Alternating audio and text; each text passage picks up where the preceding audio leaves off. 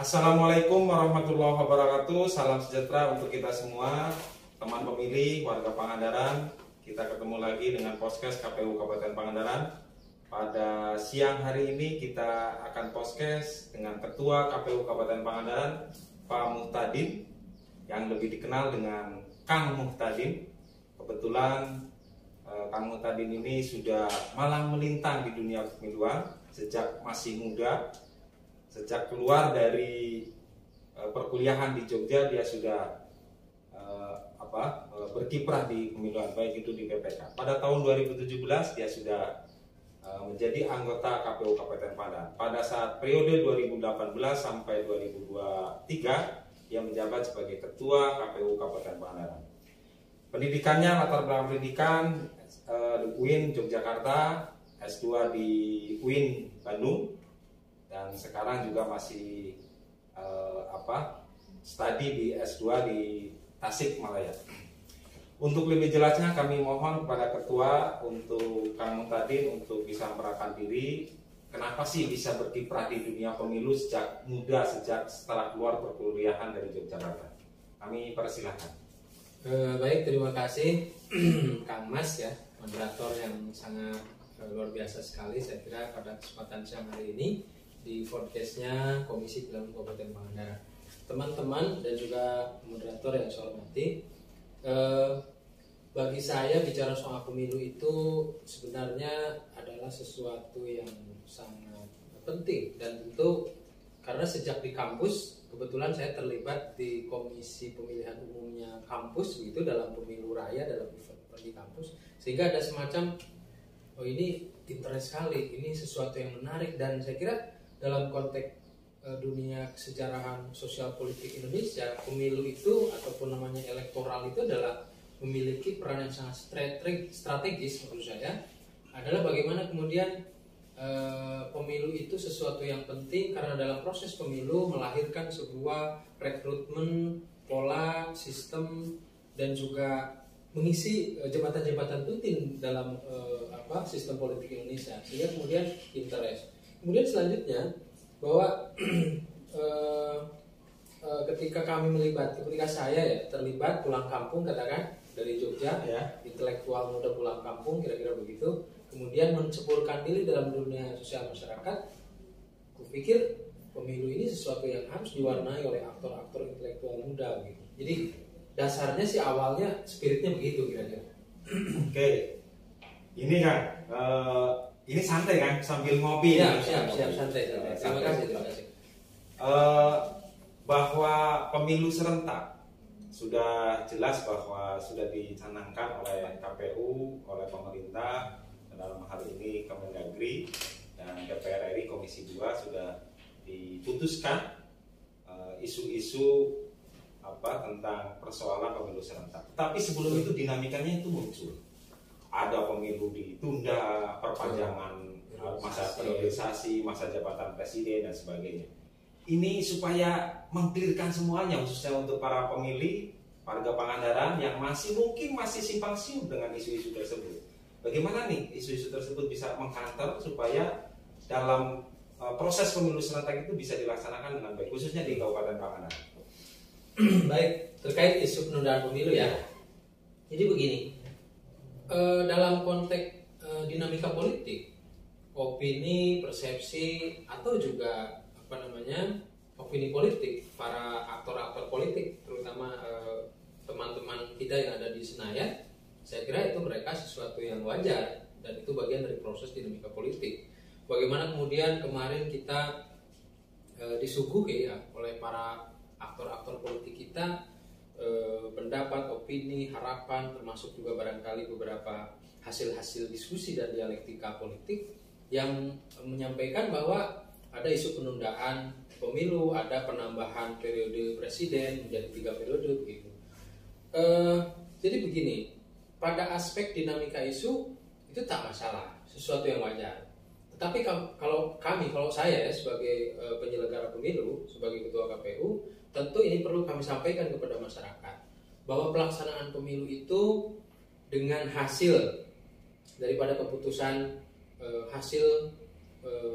bersama antara KPU dengan penyelenggara yang lain yaitu Bawaslu, DKPP, kemudian dengan pemerintah dalam hal ini Kemendagri, kemudian juga DPR dalam hal ini Komisi 2, kemudian melakukan rapat bersama RDP dan kemudian diputuskanlah untuk merespon dinamika tadi, karena pertama, selain dinamika penundaan pemilu itu ada problem lain yang secara teknis perlu dipersiapkan dan seterusnya. Kalau terjadi penundaan dari aspek yuridis, di situ ada pelanggaran terhadap konstitusi. Selain harus ada proses perubahan konstitusi dan seterusnya, ini juga merupakan energi politik kita akan tersedot ke situ. Maka kemudian pemerintah menyepakati, DPR, pemerintah dalam hal ini Kemendagri dan penyelenggara pemilu bersepakat untuk melanjutkan ataupun melaksanakan tahapan pemilu itu sesuai dengan konstitusi. Selanjutnya ada beberapa isu. Ada isu yang berselebaran di media medsos, di media-media kekinian, bahwa penundaan pemilu, perpanjangan jabatan presiden dan seterusnya. Ini bagaimana untuk merespon supaya pemilih di Pangandaran khususnya, teman-teman pemilih khususnya, bagaimana nih ada isu-isu tersebut? Kita ketua sebagai ketua lembaga KPU Kabupaten Pangandaran untuk bisa merespon itu, bisa meyakinkan bahwa pemilu serentak bisa dilaksanakan apa enggak sih gitu. Ya. Jadi kami merespon beberapa isu itu. Kami mohon kepada ketua untuk bisa menjelaskan secara terinci bagaimana dari sisi regulasi, dari sisi tahapan dan seterusnya. Kami mohon bisa merespon hal itu, isu-isu yang berkembang pada saat ini. Baik, terkait dengan dinamika penundaan ya kemarin ya, cukup ramai dibicarakan ya. Terus perpanjangan masa jabatan presiden. Begini, pada aspek politik tentu ini menjadi sesuatu yang dinamika yang opini yang boleh-boleh saja mewacanakan, berkembang. Tetapi bagi kami sebagai penyelenggara pemilu, pertama tentu sebagai lembaga negara penyelenggara pemilihan umum, kami tentu tegak lurus pada konstitusi. Dan yang kedua, perkembangan terakhir, dan ini masyarakat Kabupaten Pangandaran, teman-teman pemilih harus diketahui bahwa pelaksanaan pemilu tidak ada penundaan. Itu perlu kami sampaikan. Clear kan? Itu clear. Tidak ada penundaan. Ini hasil daripada rapat dengar pendapat antara KPU, Bawaslu, dan DKPP sebagai rumpun penyelenggara pemilu amanah undang-undang. Kemudian bersepakat dengan pemerintah dalam hal ini Kementerian Dalam Negeri, kemudian juga DPR RI Komisi 2 bersepakat untuk melaksanakan pemilihan umum yang akan digelar pada hari Rabu tanggal 14 Februari tahun 2024. Dan ini sudah dituangkan dalam keputusan Komisi Pemilihan Umum Republik Indonesia nomor 21 tahun 2022. Sehingga dasar untuk melaksanakan pemilu tahun 2024 sudah clear. Sudah sangat clear sekali bahwa pemilu 2024 akan dilaksanakan pada hari Rabu tanggal 14 Februari tahun 2024. Begitu. Oke. Teman pemilih, warga Pangandaran, sudah clear ternyata isu-isu penundaan pemilu serentak, isu tentang perpanjangan masa presiden ternyata sudah diklirkan oleh para penyelenggara, oleh para pemerintah, khususnya dalam hal ini Kementerian Dalam Negeri, rumpun penyelenggara yaitu KPU, Bawaslu, dan DKPP serta DPR RI Komisi 2 sudah clear dan tertuang dalam SK KPU nomor 21 tahun 2022 bahwa pelaksanaan pemilu serentak dilaksanakan pada hari Rabu tanggal 14 Februari tahun 2024. Oke, Ketua, setelah kita tahu bahwa penundaan atau semacam perpanjangan isu-isu yang tadi berkembang, apa nih yang sudah dilakukan oleh KPU RI? Apakah KPU Pangandaran khususnya dalam pelaksanaan, ya disebut secara sederhana tahapan lah sebelum didirikan tahapan di KPU RI. Ini apa yang ini sudah dilakukan oleh KPU Pangandaran? Oke, terima kasih Kang Mas ya, moderator yang luar biasa. Jadi begini, setelah kemudian KPU, pemerintah dan DPR bersepakat tentang penetapan hari, tanggal pelaksanaan pemungutan suara, pelaksanaan pemilu 2024, maka langkah selanjutnya adalah KPU RI menyiapkan yang namanya peraturan KPU tentang program tahapan dan jadwal. Nah, tetapi hari ini belum ada. Proses itu sedang dilakukan oleh KPU RI bersama DPR dan pemerintah. Nah, lalu apa yang dilakukan oleh KPU Kabupaten Pangandaran sebagai penyelenggara pemilu di tingkat kabupaten kota? KPU Kabupaten Pangandaran tentu pertama kita konsisten dan tegak lurus pada tugas dan tanggung jawab. Dalam hal ini Undang-Undang 7, PKPU Tata Kerja, kemudian juga perintah daripada pimpinan. Apa yang harus dilakukan? Nah, sejauh ini kita melakukan persiapan dengan melakukan dua hal. Pertama, konsolidasi internal, yang kedua, konsolidasi eksternal. Nah, pada level konsolidasi internal, kita mencoba melakukan satu metode penguatan kelembagaan. Meliputi apa? Pertama adalah kompetensi teknis kita kuatkan. Jadi teman-teman pemilih masyarakat Kabupaten Pangandaran dalam merespon menyiapkan pratahapan ini, kami pastikan seluruh komponen keluarga besar KPU Kabupaten Pangandaran memiliki kemampuan teknis untuk menyelenggarakan pemilu. Misal, apa yang harus dilakukan ketika pada masa tahapan pendaftaran partai politik?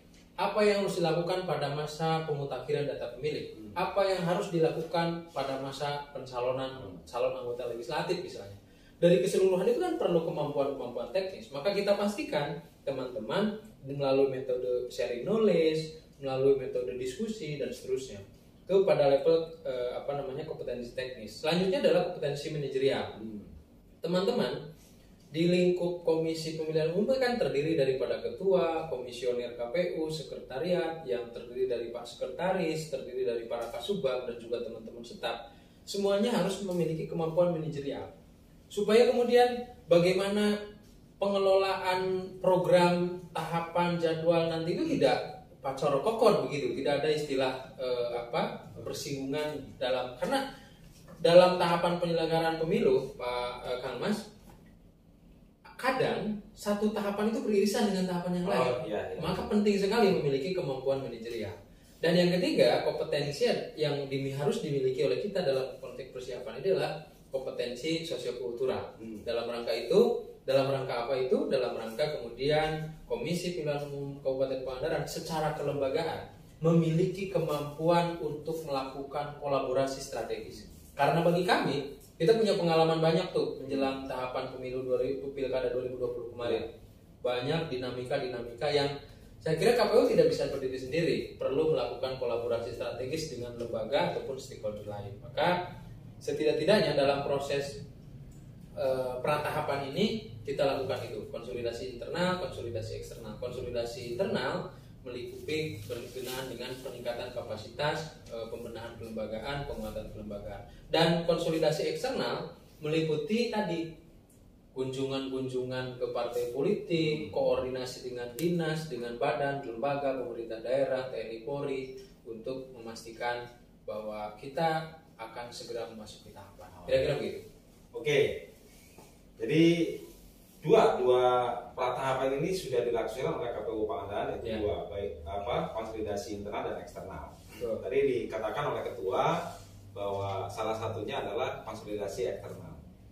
Apa nih konkretnya supaya meyakinkan kepada masyarakat pemilih, khususnya Kabupaten Pangandaran, yang tadi isu awal yang sudah dikelirkan dengan turunnya SK KPU RI nomor 21 tahun 2002 tentang pelaksanaan pemilu serentak, ini untuk bisa meyakinkan sampai ke pihak yang paling bawah bahwa pelaksanaan pemilu serentak ini dilaksanakan pada tanggal 14 Februari. Apa nih yang sudah dilakukan oleh yaitu salah satunya adalah konkretnya apa ini ketua? Siap. Begini, Kang Mas. Jadi memang betul tadi ya poinnya bahwa KPU itu tidak bisa berdiri sendiri. Betul. Maka langkah yang hari ini menjadi penting dan harga mati harus kami lakukan adalah menyampaikan informasi kepada masyarakat. Itu poin pertama. Kita upayakan melalui jejaring apa? Tadi saya sampaikan kolaborasi strategis, koordinasi dengan partai politik, dengan dinas, badan, lembaga terkait yang tergabung dalam stakeholder. Tapi termasuk ormas juga. Termasuk ormas. Oh iya. Bagaimana kemudian kita melakukan koordinasi dengan ormas? Ya, kita sedang siapkan itu. Sekarang belum menjamah semua ormas, tetapi setidak-tidaknya kita akan melakukan itu. Kemudian kita menggunakan metode ataupun menggunakan fasilitas platform medsos yang kita punya. Platform medsos yang kita punya sebagai bagian dari sosialisasi kepada masyarakat.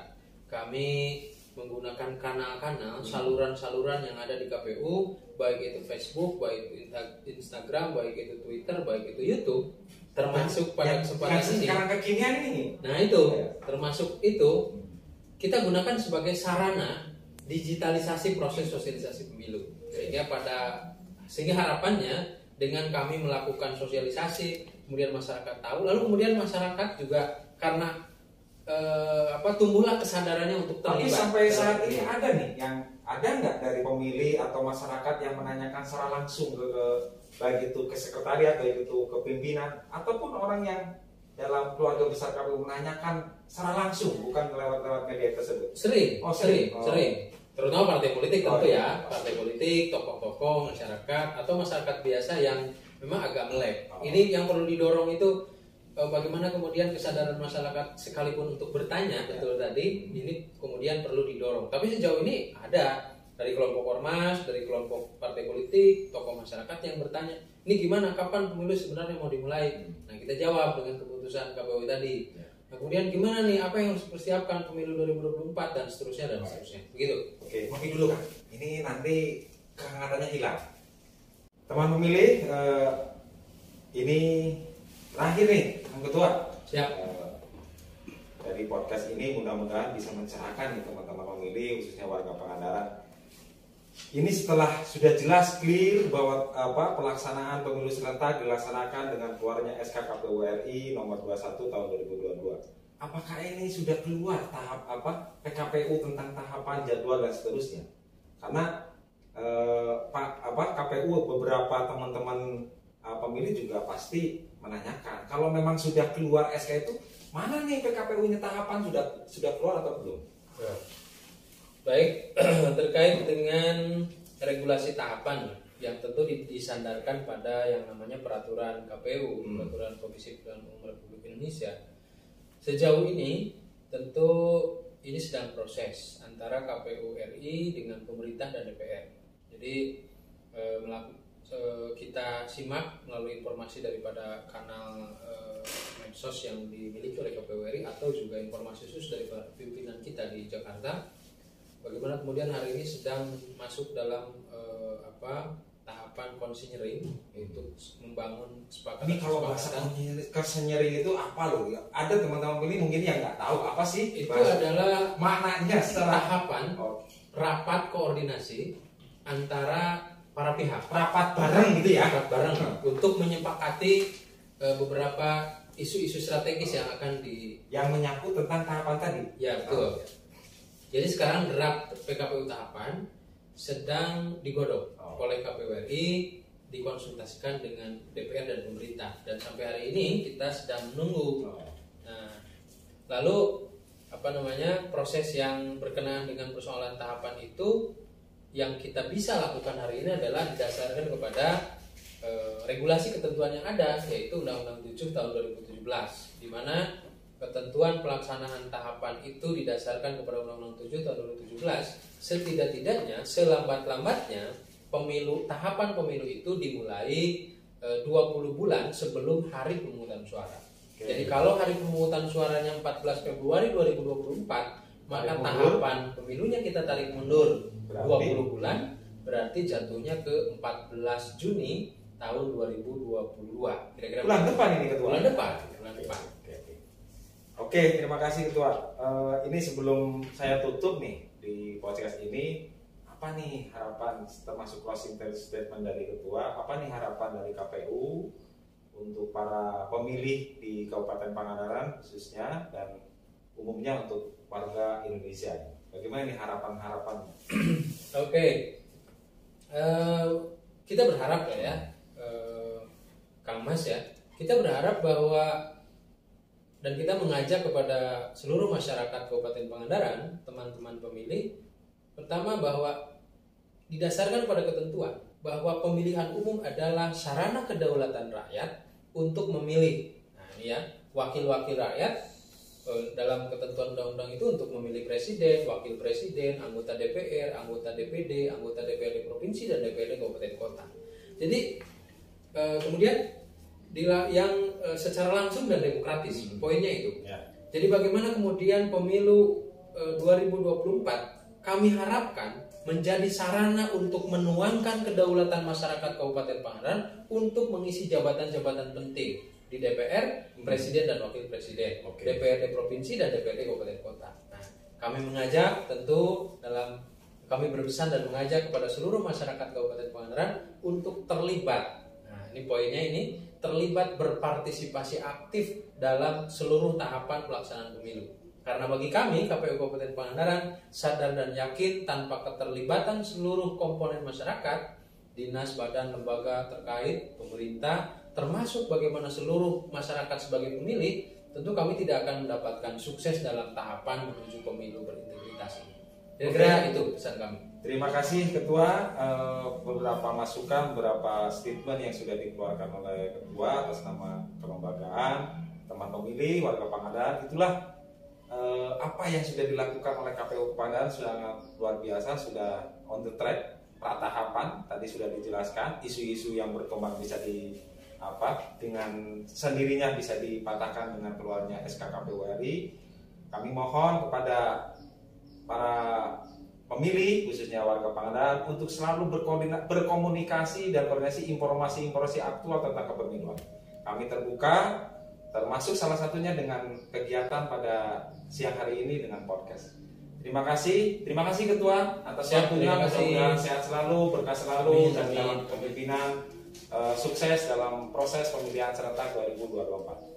Terima kasih dari saya, Kang Mas Kuri. Mudah-mudahan proses ini sangat membantu informasi kepada warga Pangandaran, warga pemilih, teman pemilih dalam proses tahapan pemilu serentak 2024. Terima kasih. Assalamualaikum warahmatullahi wabarakatuh.